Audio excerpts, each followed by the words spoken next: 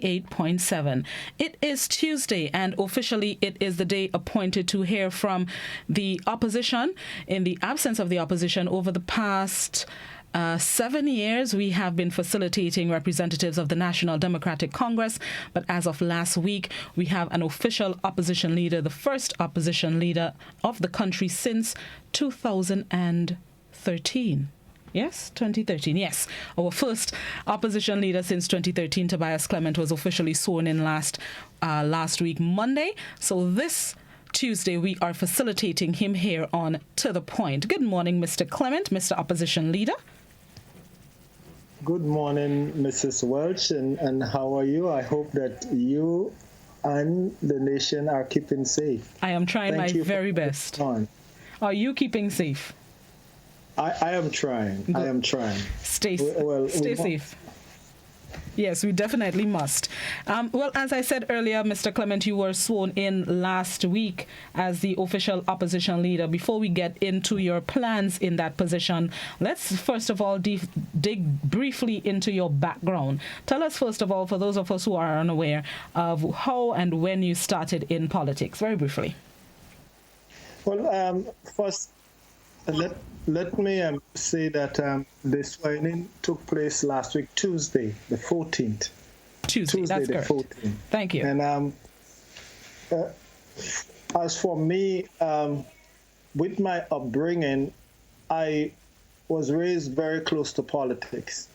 If you know where I was raised in Carriacou, I lived just one house down from Mr. Blaze. So I think it started probably during the days of the revolution that I kept a lot of company with him.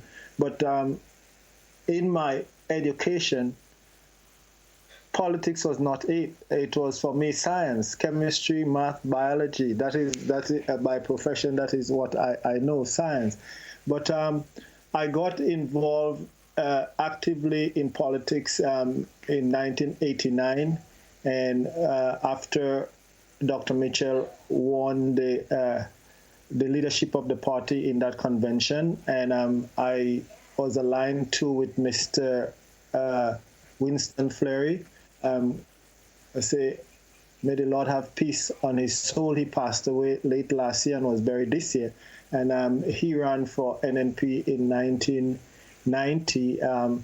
Yes, I was involved in organizing with him, but then he left, and I got more actively involved in the early 90s and up to 1995. And 1995, in Carriacou, I ran for NNP as the young candidate then. You know, I tell people that at that time, probably the milk was still in my face. And it was a controversial move at the time in that people could not see me that was so closely aligned with Mr. Blaze supporting Dr. Mitchell. But I do believe in the convention of 1989, democracy spoke. And Dr. Mitchell won, and I believe if he won, then he should have been the leader of the party, and that is what I supported, and it took me from then. In 1994, 1995, for me in politics, it was a rude awakening.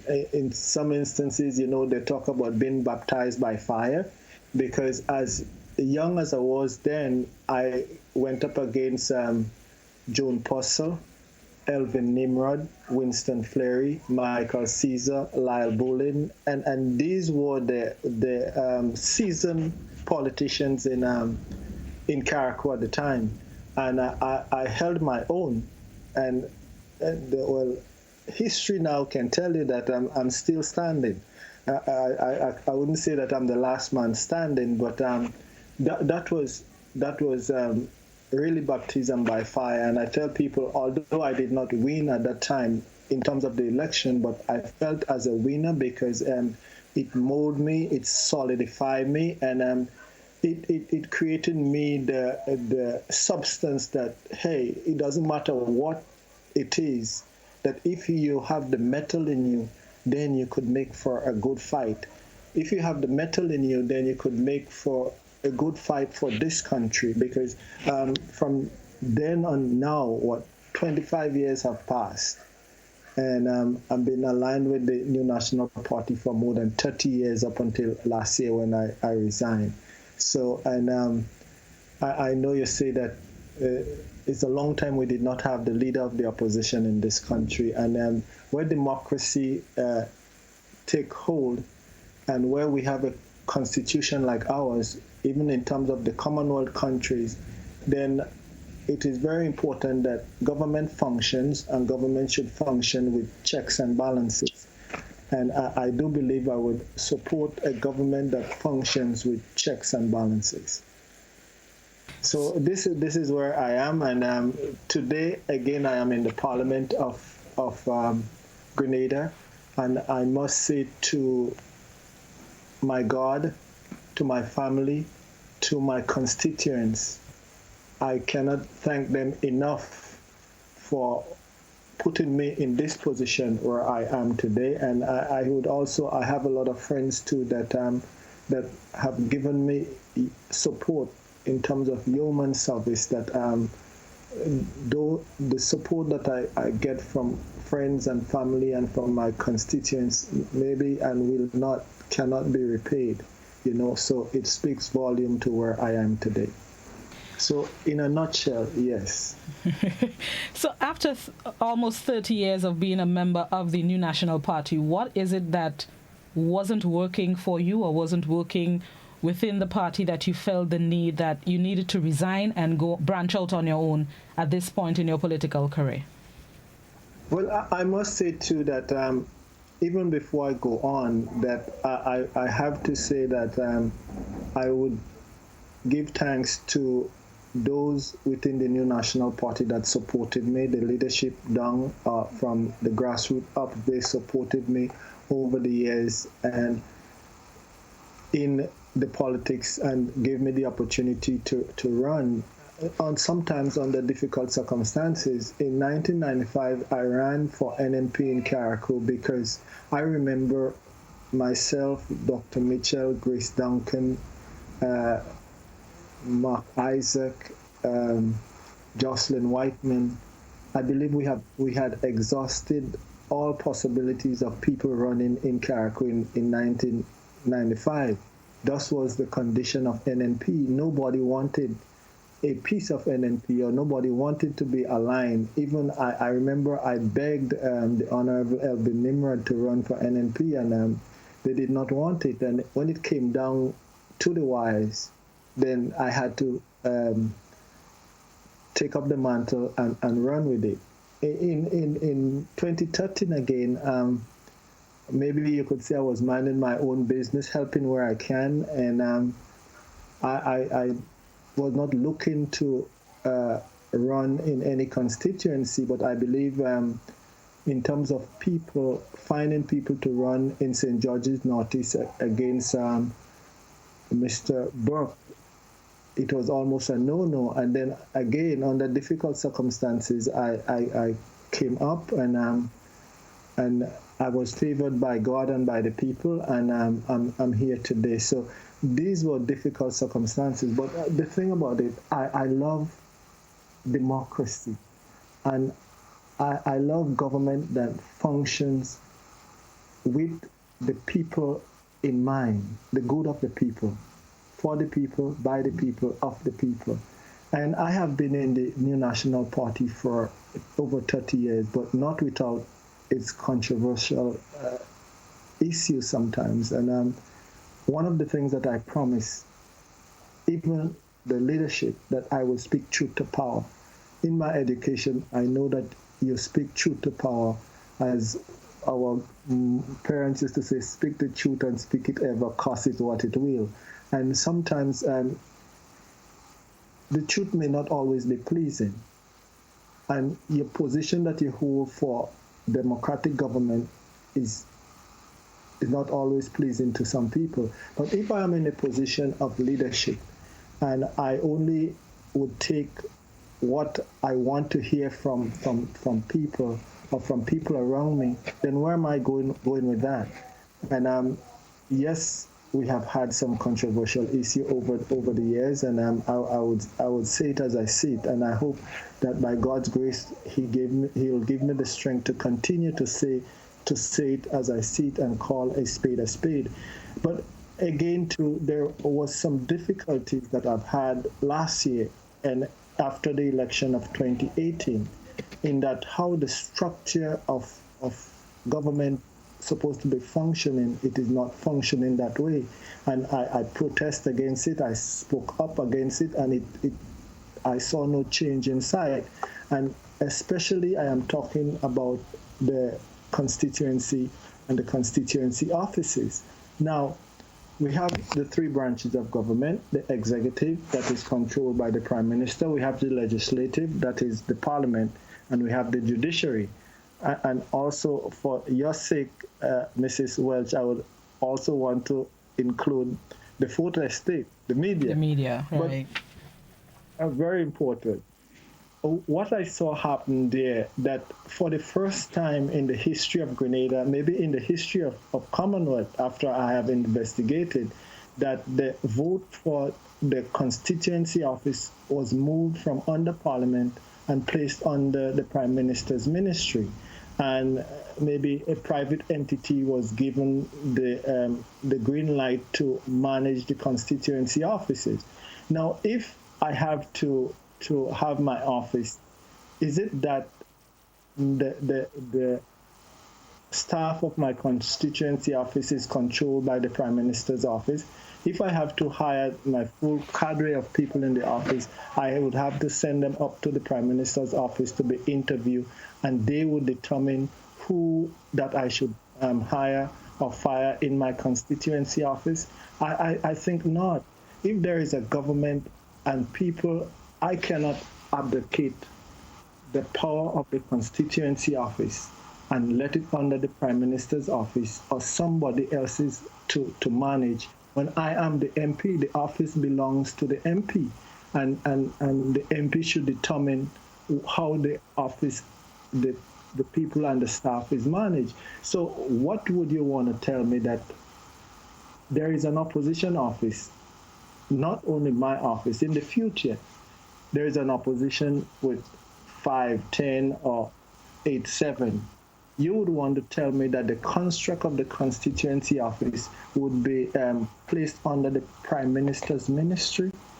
I say no, that is not democracy.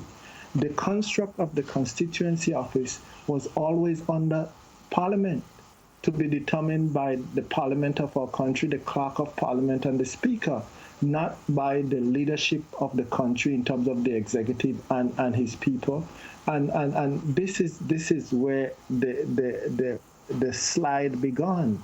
And it was as if I was a lone voice in the wilderness crying out that this is not supposed to happen, and it should not happen. And I can challenge that, and I will challenge that going forward, that how it is, that is not how it's supposed to be.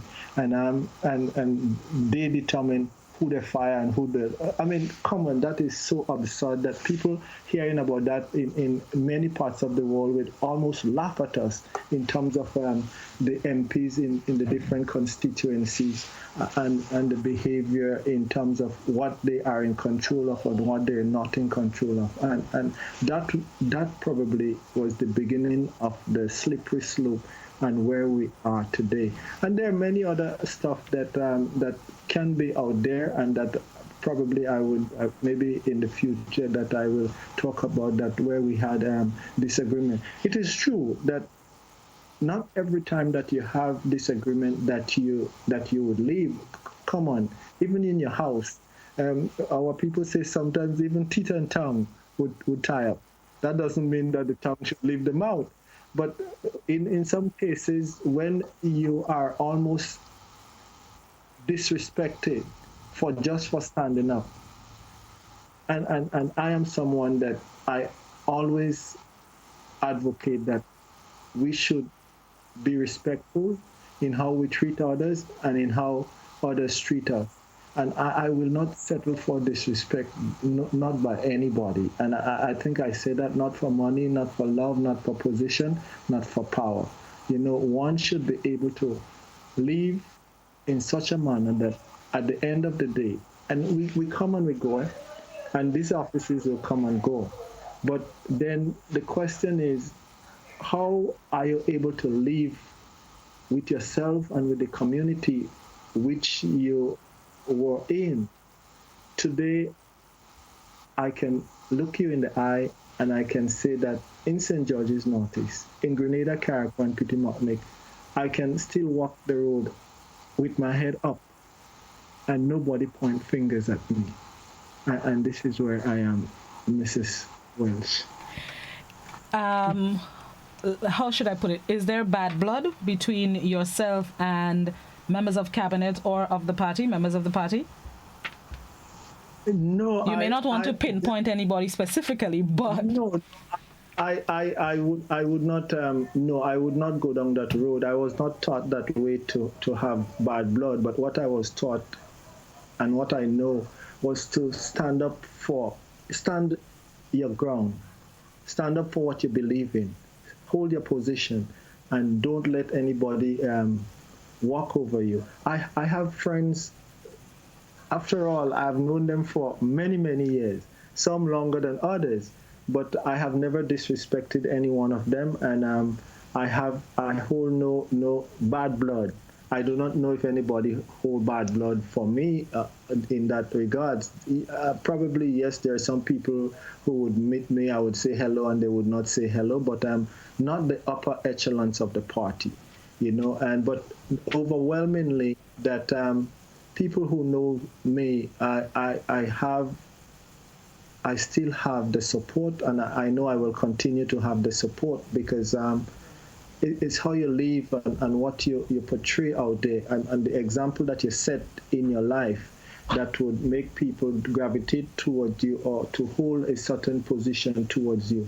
And for the people of St. George's Northeast, for Grenada, even for my family in Carriacou and Petit Martinique, they know what they see is what they get, and I hope for you too, Mrs. Welsh, what you see is what you would get, right? Right, correct. The Prime Minister and the political leader of the NMP, Dr. Mitchell, he was asked his thoughts on you taking up the oath to be leader of Her Majesty's opposition. And one of the comments he made was that if he was asked, he would have advised that this is probably not the best time to take up that position. Have you heard those comments, and what are your thoughts on his response or his thoughts? I have heard those comments, and I can answer them, and I can answer them deeply in that he's the political leader of the NNP. I have resigned from the NNP. Why is it that I should ask his advice in going or to become the opposition leader? I can ask the question. I live my life according to the dictates of my God and my Maker.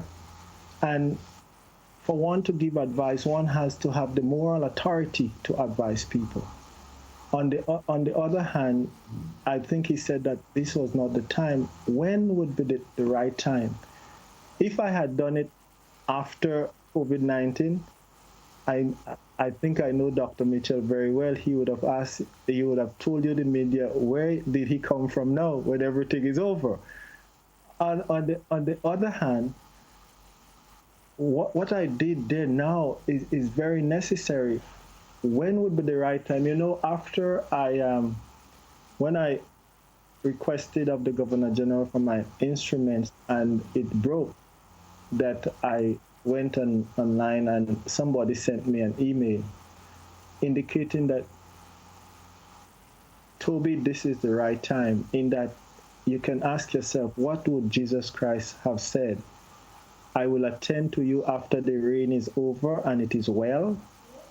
Or should you attend to the business of the country now? We cannot treat the business of the leader of the opposition slightly, because it is one of the main pillars of democracy for checks and balances. And yes, you have had a country that operated 7 years without checks and balances.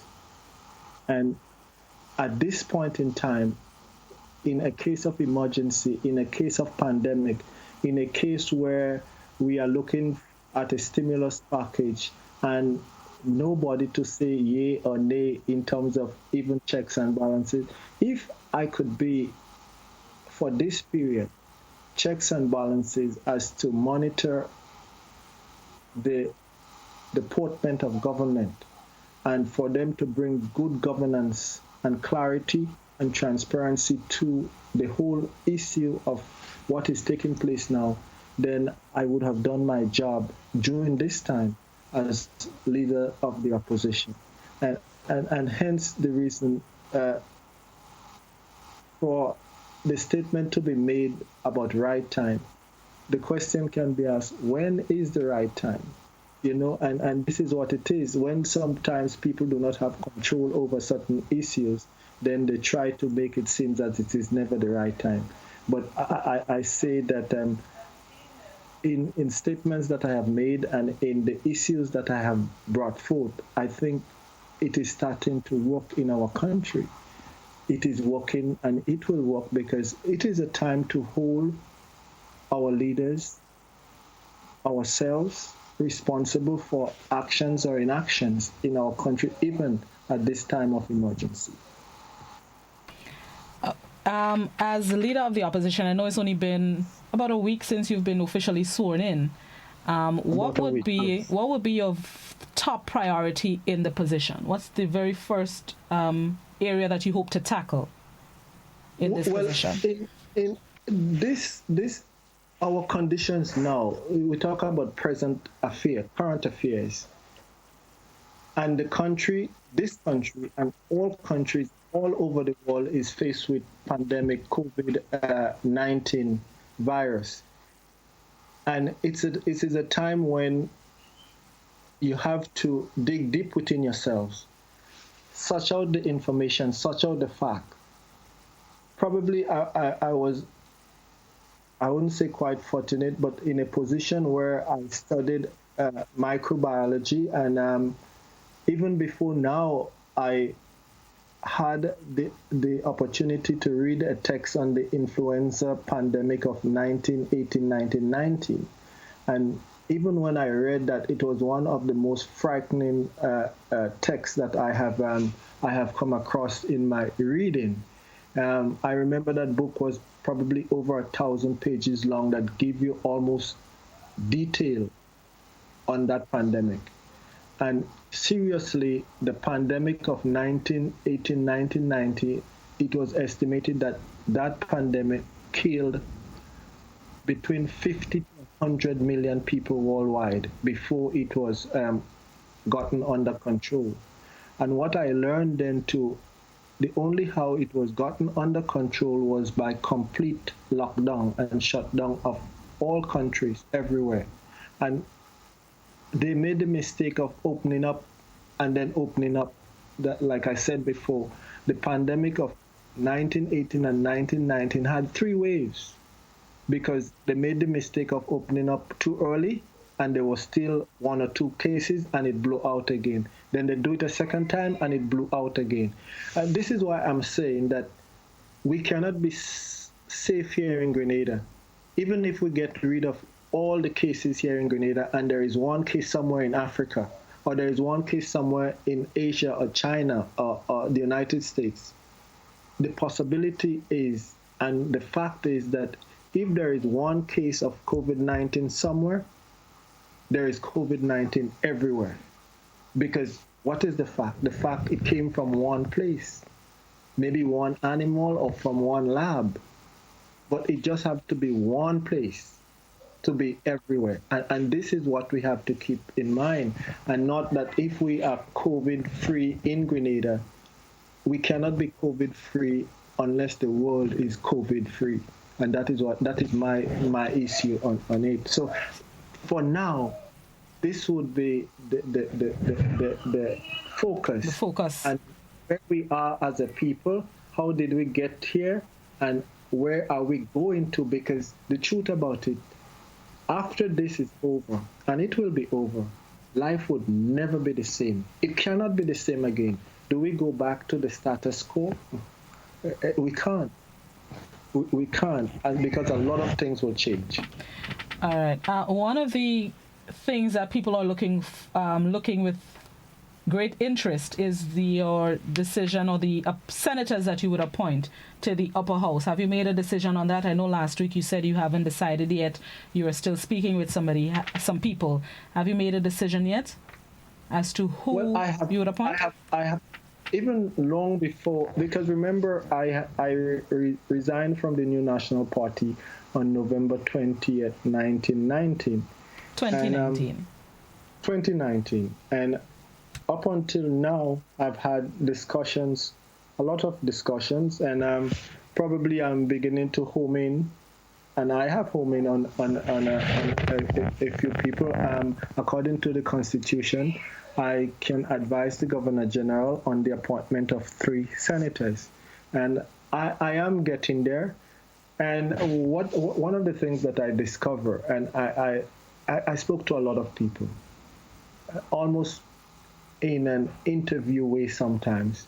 And a lot of people, they have also come forward, call me, and I've had discussions because I'm open to discussions. One should be open to discussion. And I would rather go slowly and make the right mistake than to operate drastically and then make mistake in moving forward. In some instances, people come on and with the attitude and so forth, and I tell them I am one looking to bring on something new into Grenada in terms of the discussion and the direction where our country go. And for you to want to come on because you have an axe to grind with the political leadership of the New National Party, that is not me. I mean, yes, we have had our disagreement. I would tell him as I see it. Well, and I confess to you, maybe sometimes I would not always be right because none of us are perfect. But for you to come on and want to come on so much because you have an axe to grind, we have done that politics a lot in Grenada, and it has gotten us nowhere. From discussions that I've had with a lot of people, our people are looking for something fresh, something new, a different direction than the politics of just the status quo. If I could change that and make meaningful discussion in Grenada in terms of agriculture, in terms of health, in terms of fisheries, in terms of education, in terms of the development of our country, industry, then that is the direction I would go. One has to ask, how long have we been in this position as a country? You know, the first time I ever heard the word grassroots was used by my grandmother. And then I've heard her talk too about third world, and I could have never understood what she meant. And you grow up with this almost mentality that we are in a third world state and we can never get out of it. You know, after all, how can we move this country and put it on a different plane, on a different plateau, where people can make self-determination as to what it is that they want to be? You know, once I heard from a fisherman in Pitimocknick that he said, Toby, I am what I am because that is what I want to be. And can our Grenadian people say that I am what I am because that is what I want to be? And to be able to develop themselves of their own free will to be what truly that they want to be. And that is what I would see. I mean, yes, we come up through the ranks and sometimes with such great difficulties. Can we, as a country, as a people, as a government, give people the sense of hope so that people can live up to their full potentials and be productive citizens? I think there is still hope there. And that is the kind of hope that I would want to bring to our nation. So, given the historical fact that Grenada is primarily a two-party state, Are there any plans to maybe merge with one of the already existing parties? What's your plan going forward? Do you plan to establish your own or join forces with one that's already in the mix? Well, the truth about it, I have heard a lot from people, and generally I know people said that I think people are leaning to, they want something different, something new. And I am open to this. And I think one of my teachers have taught me that democracy is all about consensus. And if as a people we can find common ground, everybody in this country would have something to contribute. You, Mrs. Welch, would have something to contribute. And I believe we are living in a sort of malaise where even the people that have a lot to contribute, they are sometimes stifled because we have one trajectory, and that is what we see.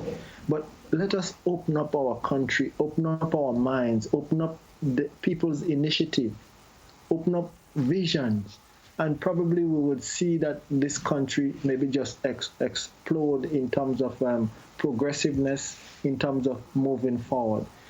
But when you have a population that is almost coming to mute or to be dumbed down, I know the Grenadian people. We know the Grenadian spirit.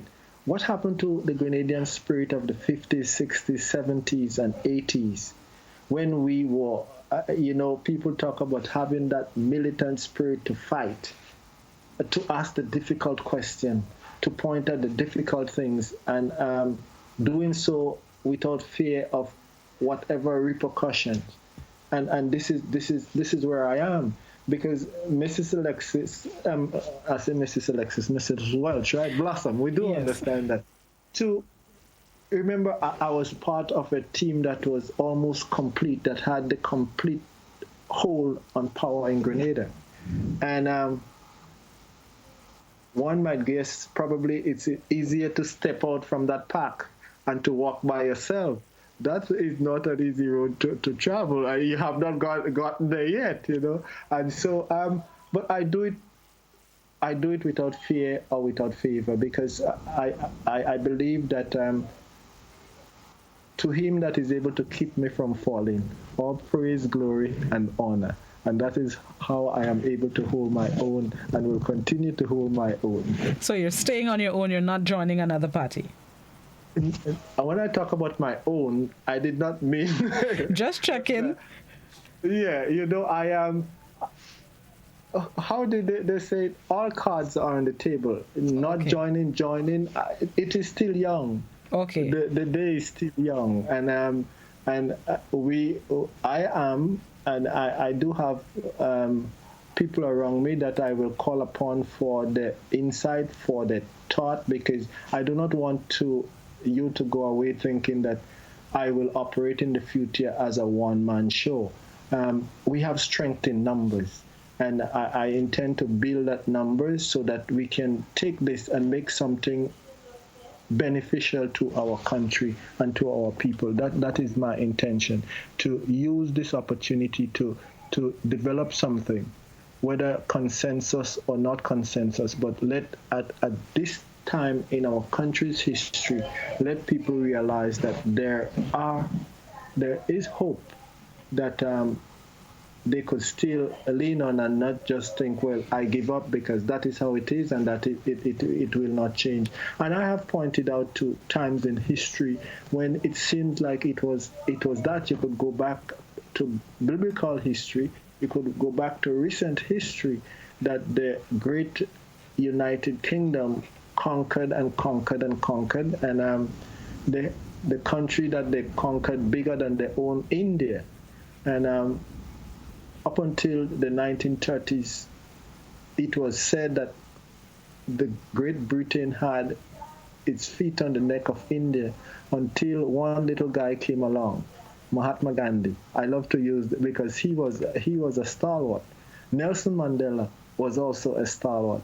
And let us not forget, and let us put in the minds of our people, it just takes one single individual to stand up. And just by one person standing up, by just one person in the media standing up, but just one person out there standing up, we can change the status quo. Or we can even begin a conversation as to start to plant a seed in somebody's mind, and it's just that is what will cause a field to grow and to blossom. It's just a seed that must be planted. Right, Blossom? Exactly. On that note, let's take a quick break and come back inside. The phones have been ringing, which means people are eager to ask their questions. We're going to take a quick break and come back inside with your questions. This is To The Point. We're speaking with Leader of the Opposition, Tobias Clement. We'll be right back.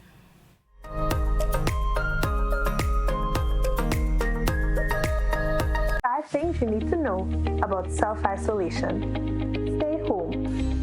If you are told to self-isolate, it means staying at home, not going to work, school, or other public places, and you should not have any visitors. Separate yourself. If you live with others, then you need to stay in a well-ventilated bedroom with the doors shut. If you have to share a bathroom, then use it after everyone else. Don't share towels and toiletries, as this may put others at risk. Call ahead.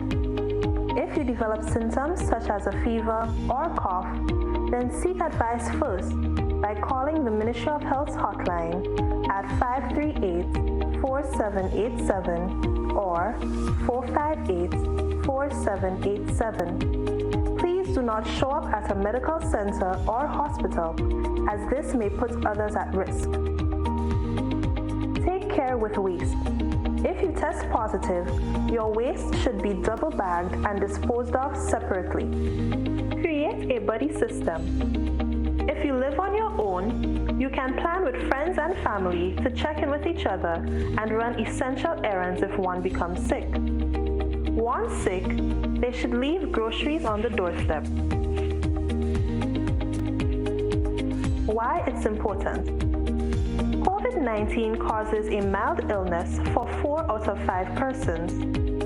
Self-isolating will help protect the older generation and those who may have underlying health problems from getting infected.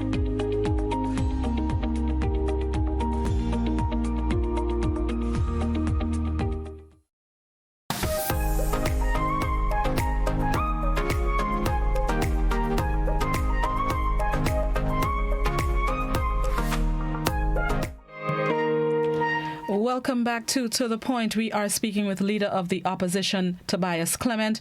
It's time to open the phone lines, 435-2041. If you want to send us a message on the WhatsApp, it's also 435-2041. But please do not voice or video call the WhatsApp, only written questions, queries, comments, concerns. You can also post your questions on the GBN Television Facebook page or the Grenada Broadcasting Network's YouTube channel. If we can please keep our questions to 1 minute or less so we can facilitate as many as possible, and we will also ask Mr. Clement to keep answers to 1 minute or less so we can speed up the process. Let's take the very first phone call of the program. Good morning. Yeah, good morning to you and one to your guests. Tobias Clement, I want to congratulate you as leader of the opposition, and I want to wish you all the best. And I'm happy that you could, at least we have a voice, because I think that this country needs a new direction. And like I always say, what you find about these leaders, like Keith Mitchell and others, is not only one person that they don't have the monopoly on ideas, and they doesn't. It's not to say that he know everything. So you know what I mean? You sometimes people feel, or you feel that he know everything, and he have them. But you need people with different ideas, and that's why this country is in a mess, because one person running the show. But I listen to you, Clement, and you're really not answering the questions directly. Listen, Bossam asks you about the senator. You know that you have left the New National Party for quite some time now. And I'm urging you to appoint your senators as soon as possible. Because if you're serious about running this country, of being the opposition leader, that's one of the earliest things you have to do. Appoint the senators so that they could get into the Senate and articulate your ideas because you're in the House of Representatives, and you need 3 strong persons to articulate properly and effectively and represent you. All right. So don't drag your feet upon them. And just let me say. Thank you. Quickly. Oh, hello. Okay. All right. Thank you very much. Any response, Mr. Clement? Thank you very much, caller. And I listened to your concern. I thank you for your support. But in going forward, yes, the appointment of the senators, I will step up to the plate and do that in a timely manner. But you must remember too that after my appointment, which was on last Tuesday, the Parliament met on Friday, both the House and the Senate. But again, to make a determination, before Friday, the last time that Parliament met in terms of having a voice there was on November 22nd, 2019. That was almost 5 months. But I do foresee in the future that because of our situation now, that Parliament may have to meet on a regular basis to see about the business of our country, especially where financial matters is concerned. And I will continue to advocate to be a voice for the voiceless out there, because yes, in some instances we may have divided Grenada into 2, but everybody needs a voice. Even those in the minority needs a voice to be heard. So I would advocate for everybody. Thank you. Back to the phone. Good morning. Morning, Alexis-Welsh. And revise, right. This lady that just called, I just want to call to make an observation. She lacking respect for parliamentarians and people in authority by just calling them in the name, shouting them in the name on the air when the program is an important program. It's like that Keith Mitchell, Clement what and Tobias Clement and kind of thing. You know who it is? Is that the Prime Minister, either the member of the opposition or whoever it is. But just calling out people in the name and you calling them portraying that so much things, so much procedures and that lack of respect about how we find. Okay. Take care. Thank you. There was a question. I'm scrolling up to find it. One of the first questions that asked, looking back on it now, do you think it was right to accept ministerial pay for not having a ministerial position? That's the short of the question. That is a question that I've burned in the minds of Grenadian people, burned in my mind for a long time. And I have addressed this on a number of occasions. Now, the first time I went into government was in 1995 as a senator. Can you hear me? Yes, I can hear you. Go on. Go ahead. The video will come back soon. And I remember, because I look at the numbers, I still remember the numbers vividly. Now, in 1995, when I entered into government, I think a minister pay was at $67,000 a year. The PS in finance in 1995 was receiving $54,000 a year. The lowest PS was at 42, the highest was 54. A senator was at about 48 thereabout. That is 1995. In 2013, when I went back after all these years, well, you could say up to 2018, the highest PS, that is the PS in finance, was making 98. That's about $8,000 a month. The minister from 1993 to 2018, and even now, is still making $5,500 a month. As a matter of fact, when you check public servants, PSs over the years, gotten an 80% increase in salary. 80%. You move from 54 to 98, from 42 to 72, thereabout. One minister said to me, do you know that when I came into government in 2003, I was making more money then than in 2018 when I left, because the tax bracket changed. An extra $300 was coming out of my salary. As an MP without portfolio, the stipend is about $1,272 a month. As a senator, I think it's about $800 a month. And I have always questioned the motive in terms of government, almost pegging ministers, MPs, senators' salary there. For the last time salary was moved was under George Brizan in 1993, so that everybody else within the ministries have gone past the ministers, have gone past the MPs, have gone past the senators, and here you are. But when I spoke to it, I did not speak to it because I was in for the money, because where I was before, even outside of the ministry, I would have been paid a lot more than that. I think it was there. It was stated. And when you look at it, I ask, the salaries that have been paid to ministers and MPs in Grenada, and it has been documented all over the world, it's a recipe for corruption. Because if the demand on you is so great, and you have to almost play economic gymnastics to survive with your family, with your constituency, and everything else, then how are you going to survive in this dispensation? I asked Dr. Mitchell, why is it that he have kept salaries there for the last 25 years? The question that I asked, why do you, who in Grenada works for the same salary for 25 years, going on 30 years, and it has never changed? And this too must change. The closest to us in terms of salary, Grenadian ministers get $5,500 per month. Dominica is the next. Dominican ministers get $12,000 per month. But you know, we have a thing here in Grenada that says that the ministers get an extra $10,000 for the constituency. That is not so.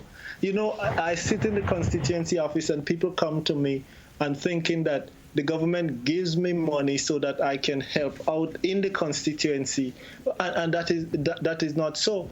But I would tell you that, yes, they claim that I've been getting the minister's pay.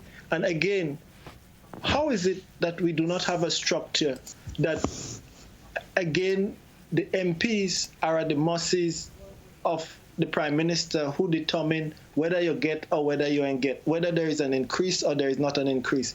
Shouldn't government, maybe through Parliament or some form of committee, put a team in place as to the increase or decrease or not at all of MPs, ministers' salary in this country? If we are left, if it is left up to the leadership or to the Prime Minister, it may never happen. It has never happened over the years. I feel strongly about it because I say the political leadership of this country can live independent outside of a salary. So you were okay with it? What about the other members? What I am saying, that it must be changed. It has to be changed. Okay. But there is something that they're not saying, that even in terms of what is given and the taxes that are paid, how much taxes, everything that I get from government, even the $1,200, 30% comes out of it, and 30% over. If you look over the years, and I have nothing to hide, between 2013 to 2018, probably my taxes was an average of about $40,000 a month I've been paying in a year. $3,500 a month income tax. Okay. So it goes on one hand and it comes out on the other. All right. So in terms of this, I call on all Grenadians to think about it. And why is it that was pegged there for 25 going on 30 years, and there is no change in sight. Even when it is said that it will change, the time is not the right time. Even now, the time is not the right time. All right, let's get to another question. Another question is asking if you are considering Nazim Burke as one of your possible senators in the upper house. I have not had any conversation with Mr. Burke on that issue. I was not even thinking along those lines. Okay. No, I have not had any conversation there. I mean, one cannot just jump up and say, okay, Mr. Burke would be a senator, and you have not had any conversation there. Okay. Another question asks, are you considering younger people to appoint, or are you more focusing on experience? Well, I think a lot of my conversation had to do with younger, fresh faces too. And even not people, I would say, with more experience, but people that are in society and can make a substantial contribution.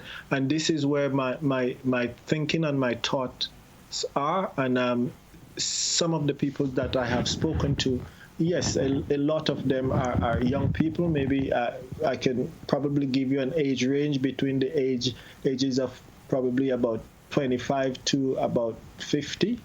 Okay. And that is where I've been leaning. All right. Back to the phone lines. Good morning. Good morning. How are you? I'm good. Mr. Tobias, I have to put something to you. Quoting the Bible, he said, for evil to triumph, we have to remain silent. I think you remain silent for too long, and you take too long to do what you have to do. Because what goes on in this parliament, there was no checks and balance in that parliament. You should have been there long. Mr. Tobias, let me remind you of something you said in the parliament. I remember there was a debate in the parliament when the one man stand up and say, a lot of people owe the government taxes and they wouldn't pay. You know what was rebut? Right inside of the house here. Members owe the country taxes and they wouldn't pay. You're a man of principle. You're a man of standard. And I wish you well. I believe one man in that party who would have challenged me, challenge anything is you. Continue. You're a man of truth. You have standard. You have good discipline. I wish you well. Continue on that path. But I am blaming you in a way for taking too long to do what you have to do now. Because if you listen to your opening statement, the man said, no, it's not the right time. Now it's not the right time because of the fact they want to continue doing the wrong without nobody challenging them in this country. I wish you well, so continue. Thank you. Thank you, caller. Thank you very much, sir. You know, it reminds me that people think that, okay, I come out now and this was the first time I'm standing up, but I think I have always challenged the status quo, and sometimes to my own detriment, but not at all, because, you know, I was talking to a friend the other day and he said to me, Mr. Clement, I treat you and I hold you with a lot of respect. And when I look at you, it reminds me of a verse of scripture that says, that is Proverbs 28. Proverbs 28 verse 1. And he says, and I can quote here for you, Proverbs 28:1 says, the wicked flee when no man pursueth, but the righteous are bold as a lion. I do not know, and I'm not claiming to have a lion's heart, but, you know, I say to he that is able to keep me from falling so that I can stand and represent the people and represent the cause of the people, because there is a cry out there for representation, especially in times like these. All right. There's another question on the Facebook. He speaks about his constituents supporting him. How is he going to convince the majority in his constituency who voted for the NNP and not for him personally?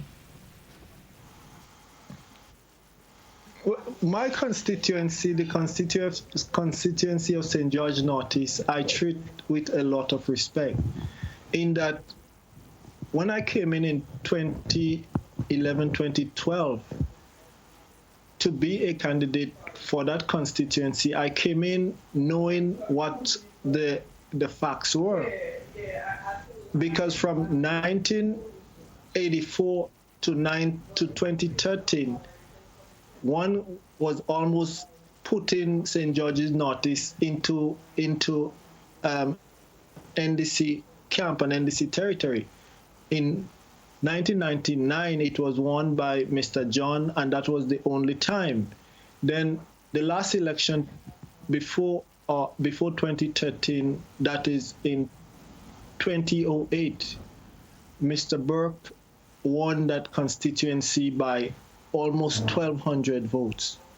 No wonder why nobody wanted to challenge there. I do not think that the statement that the question made is a true, accurate statement, in that I was able to go into St. George's Northeast and bring St. George's Northeast together. And I can tell you that people from all walks of life came on board and support me. Nobody can point me to the statistics that says that out of the 2,600 and plus votes that I got, that 2,000 was supporters of NNP, or others were not supporters or supporters of NDC.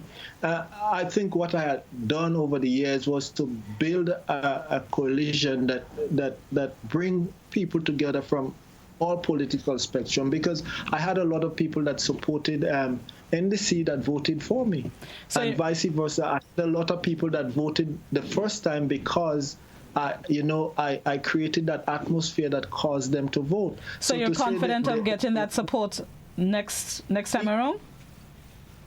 The truth about it, I wouldn't say that I'm confident of getting that support. I'm confident that I have the support. The people of St. George Northeast have not stopped supporting me. I mean, I have friends, good friends, that might be and will be still supporters of the NNP, and they will do whatever they are that they can to support me. And did you speak with your constituents about resigning from the party, at least, or becoming opposition leader? In some respects, yes. I mean, I think it was out there, and I've had a lot of conversation with a lot of people, and I think the support is there overwhelmingly, because they believe that when I stood on principle, and regardless of what is going to happen to you, when you make a stand, you should stand on principle. And this is what I foresee that I will continue to do, to make a stand and stand on principle. Not to oppose because of opposing's sake, but if the principle shows that it is the right principle to stand for, then I will stand for that. On that note, we're going to end the program. We've quickly run out of time. Mr. Clement, thank you once again for speaking with us. As leader of the opposition, you always have a spot here on To The Point, so of course we'll continue this conversation next time. Thank you very much for having me, and let me, before I leave, urge our listeners, the general public, to continue to operate with caution and practice safety, and because your lives, the lives of your family depend on it, and to continue to adhere to the protocol that is out there, and to even go further, dig deep within you and go further than the protocol, so that you can keep you, your family, and the nation safe. Thank you, and God bless you. Before you run off, a question, I don't want to forget it. The question asks, would you continue your work at SGU or become a full-time opposition leader with a functioning office? Well, I have not yet decided. Make that decision. Oh, okay. Yeah, because after I'm finished with you here, I have a class at 2 o'clock to teach online. Yeah, so I would go. Okay, thank you. Right. Thank you so much, Mr. Clement. That was opposition leader Mr. Tobias Clement in this morning's To The Point program. Thank you guys so much for tuning in and posing your questions on the various platforms. Joseph is up next with Mid-Morning Buzz. He's already watching me through the door. Morning, Joseph. You have yourselves a blessed, productive Tuesday. Stay home, stay safe, stay healthy. I'll be back with you tomorrow, God willing. Have yourselves a blessed Tuesday.